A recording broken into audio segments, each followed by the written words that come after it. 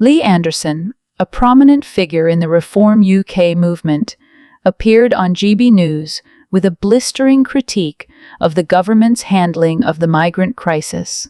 In a fiery statement, he called for the deployment of the armed forces to deal with the situation, a proposal as shocking as the language he used to describe the financial burden on taxpayers. According to Anderson, even a single small boat carrying around 10 people could end up costing the public hundreds of thousands of pounds per year, tens of thousands per asylum seeker. But that wasn't the most jaw-dropping part. In a moment that caught everyone off guard, Anderson made a blunt, unfiltered statement live on air. So direct, it left the entire studio stunned. It was a rare display of raw honesty in British politics. Watch the full video to see exactly what he said. And don't forget to hit the like button, subscribe to the channel, and share your thoughts in the comments below. It sometimes feels like we're in a parallel universe. You know, you've got a government saying we're leading the world, we're smashing the gangs, or we're stopping the boats, or whatever it is, and the evidence before our own eyes of the armada of boats coming over, it's getting worse and worse and worse, and meanwhile, they're simply squabbling about who's the worst offender in Parliament. It's an embarrassment. It is an embarrassment, Martin, and Sir Keir Starmer is not smashing the gangs, he's smashing all sorts of records. That's what he's doing. As Catherine just said, I think it was up 40% this year already. And people looking at that today, PMQs today, be looking at it, scratching their head and thinking, you know, for goodness sake, stop falling out, just get it sorted. And as you said, I mean, there was 2,000 migrants in the past 8 or 9 days have come over the channel. We're going to have these red days. I could see a day where we get 2,000 coming in one go. And it's all well and good. But hang on, Lee, you haven't got anything to actually stop this happening. That at the moment, I agree, it's appalling the number of people who are coming across at the moment. Probably this will be a record year.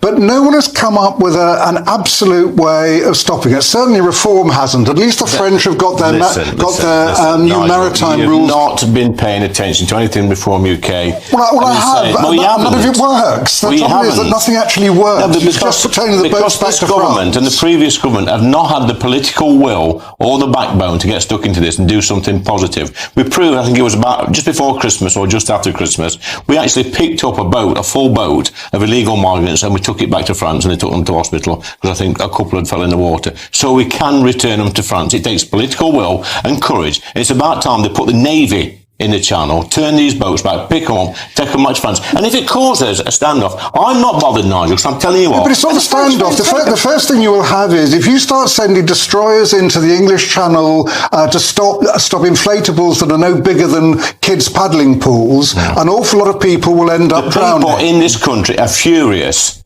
that British Border Force are picking up illegal migrants, they're shipping them to our country, they're on a bus, to a hotel, they get legal aid, they claim asylum, and even if they fail the asylum claim, they stop in this country. This is the pull factor we keep talking about, Nigel. You know, you see these lads in northern France, they know once they get into that water, they're here, and they're going to be put up in a 4-star hotel. We need to stop putting them in 4-star hotels, we need to stop giving them money, we need to stop giving them the freebies, and we need to send them back the same day. They get less than £9 a week, so it's hardly what you call a great deal of money. Aid.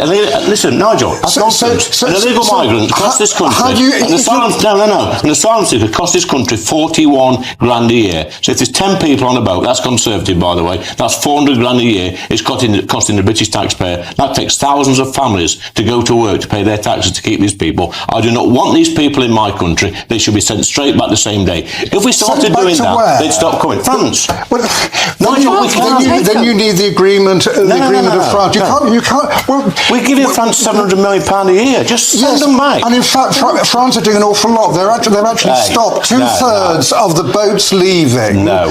Yes, they have. And very quick, very soon, they will be able to go into the sea. Have you been to the camps in France?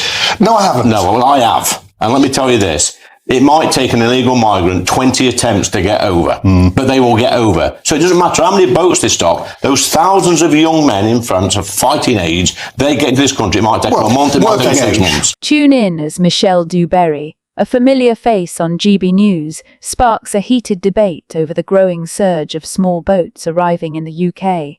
In a forthright and impassioned segment, she slammed the government for failing to launch a serious nationwide conversation on the crisis. According to Dubarry, the only realistic solution is to stop the boats from leaving the French coast in the first place, or to turn them back while still in the channel.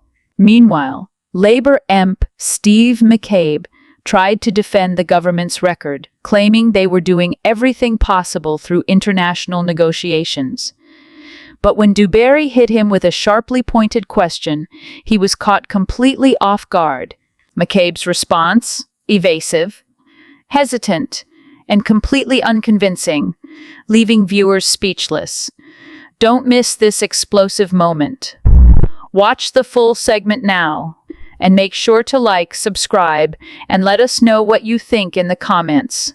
The other idea that pricked my ears up, so it did, was a suggestion that you could look at now potentially restricting visa quotas to the countries that essentially refuse to do their bit in stopping illegal migration. Steve McCabe, your thoughts?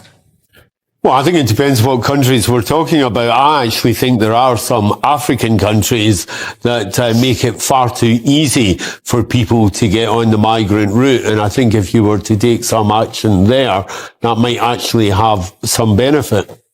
Is this really innovative, though? It was sold to us today as kind of like, yes, you know, we're really essentially being not entrepreneurial, but so creative in our thinking, is it? Well, I think what we're trying to do is look at every option possible. Look, nobody has succeeded in stopping the boats so far. Lots of people have said they were going to stop them.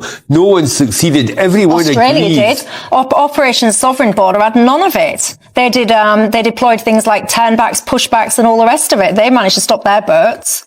Well, I don't know what you're suggesting. We tow them back across the English Channel. But you look at me there as if that's a daft suggestion. I just wonder how easy it would be to do that. It's a genuine question. What I would like to see explored, because the mental gymnastics that people seem to be going through to come up with all these different ideas of all these random things we could do once people reach these shores and so on. What can we put them in? Where can they live? I find that fascinating.